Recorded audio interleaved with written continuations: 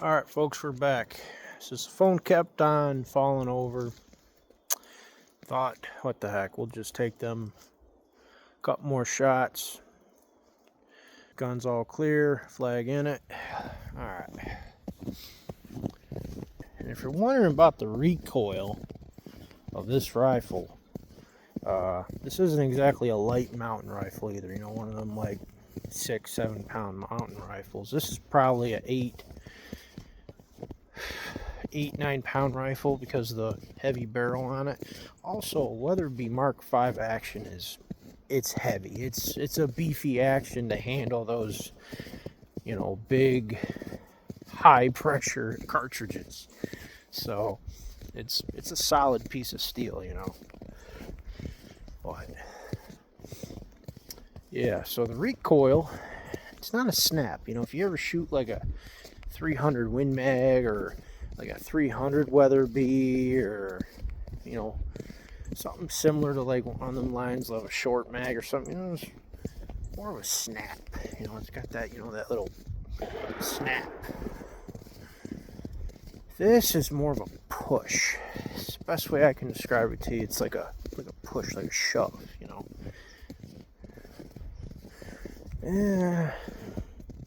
I don't love it. I don't love it. I mean,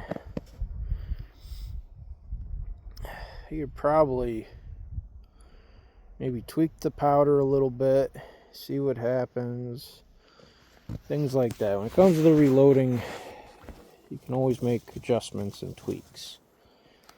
So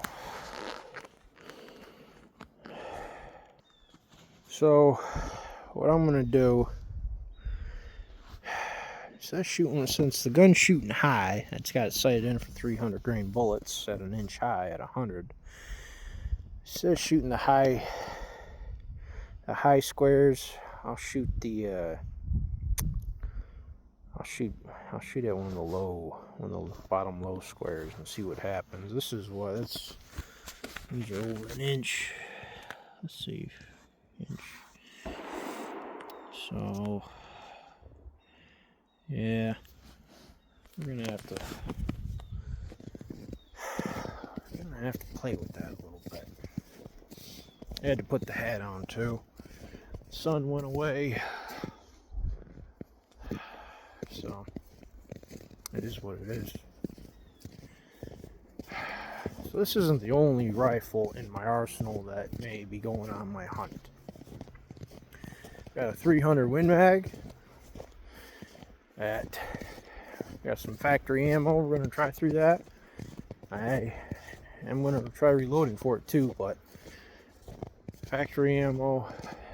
I'm going to try some rounds. And my trusted 30-06. Now, if you're wondering why not just take a 30-06, because, well, if you got a 300 Win Mag, a little extra, you know, energy, maybe a little extra range, come in handy out there in that big country. If you're wondering about the 375, well, I'm a big Elmer Keith fan. I'm not a Jack O'Connor guy. I'm an Elmer Keith guy. So, if you don't know who Elmer Keith is, you might want to look him up. There ain't nothing wrong with having this big old 375 either. It'll take anything in North America and Africa. If I was gonna go through Alaska, I'd want it. 300 grain Swift A-frames for partitions. Good Barnes bullet. Ooh, 350 grain Barnes bullet. That'll get you right up there to 416 energy. That sounds like something to try. Ooh, my shoulder just, you know, it twinged a little bit just thinking about 416 energy. Alright.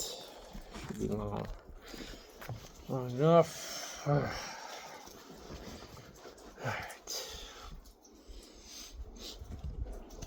Alright, now we have the hunting loads, what they call them. We're going to have to adjust the rifle to adjust for that, so hold. Alright, this is the hunting load.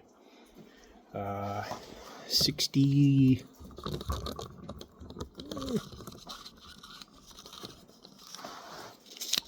This is 68 grains of IMR 4064. 300 grains here, Game King.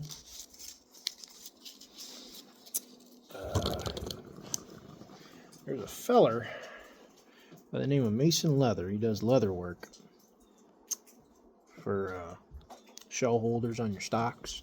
He does a lot of ammo testing. Sees how the bullets react in a gel block and everything. I'd recommend watching some of his videos too. If you're going to go on a hunt, it's good to know what your bullet is going to do. How it's going to expand and stuff like that. So, further ado, here we go, folks.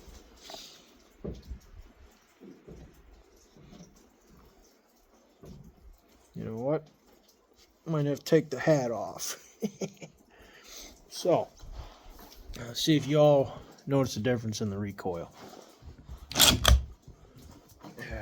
I'll let you know if I feel a difference. Alright,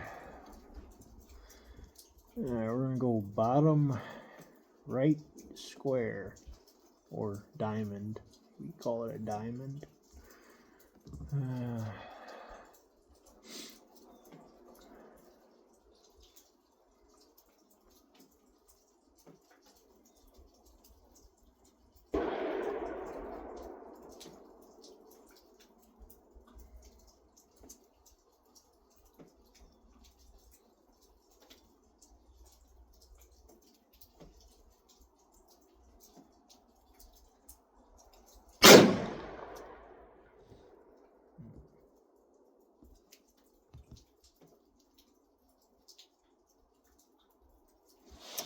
This little 2.5 to 8 makes it hard to aim at them itty bitty little targets, I will say that.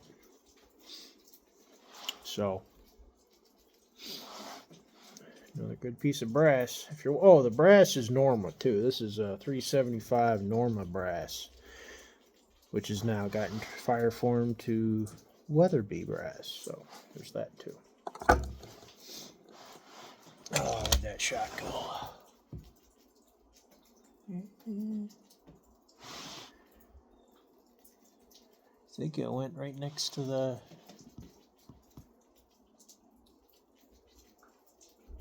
I think it went right next to the orange. My crosshairs take up the whole orange square, so it's hard to tell, but...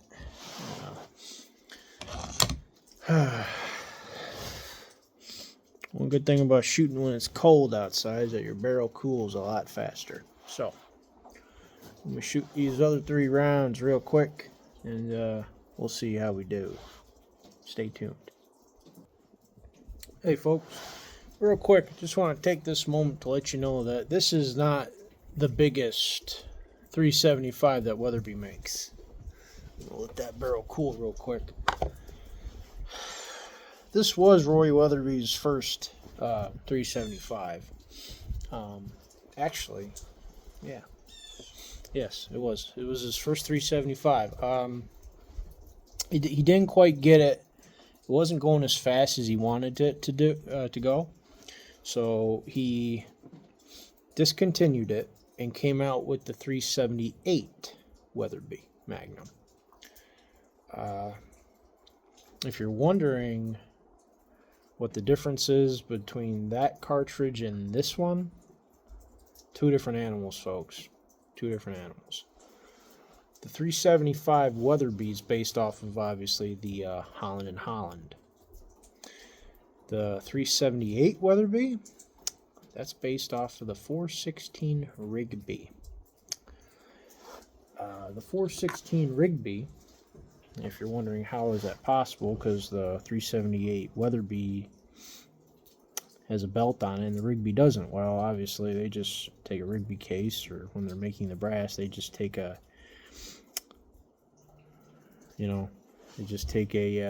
Rigby and put a belt on it. And then boom, there you go. Neck it down to 375 and you got a 378 weatherby. And if you're a good gunsmith or a mill person, know how to work a lathe, and you're short on 416 Rigby, you can take 378 weatherby and machine that belt off of it. Machine the belt off and and neck it out to 416 Rigby. A friend of mine had to do that. He had a 416 Rigby, and they would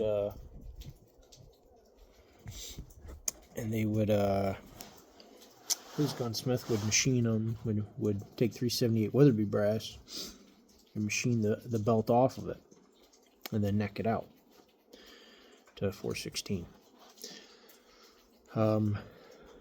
Because back then you couldn't really get 416 Rigby brass in the States very well. You couldn't get 416 bullets very well. They cost a lot of money.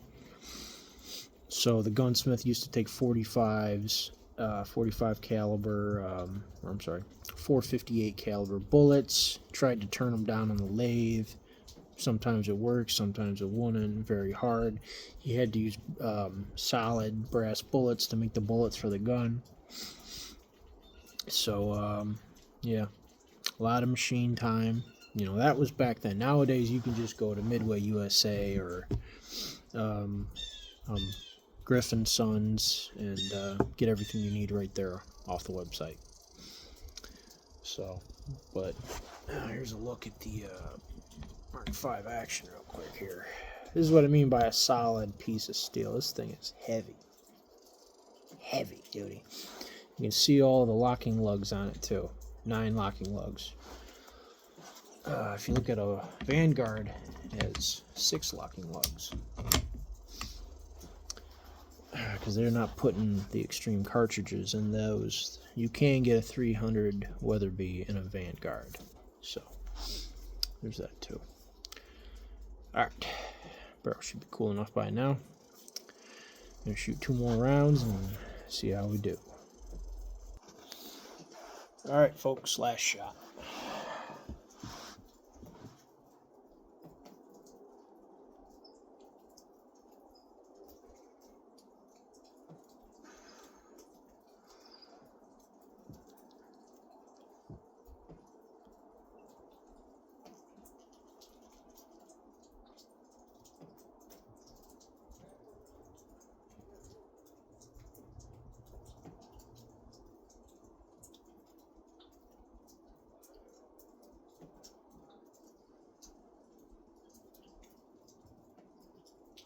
Chill there.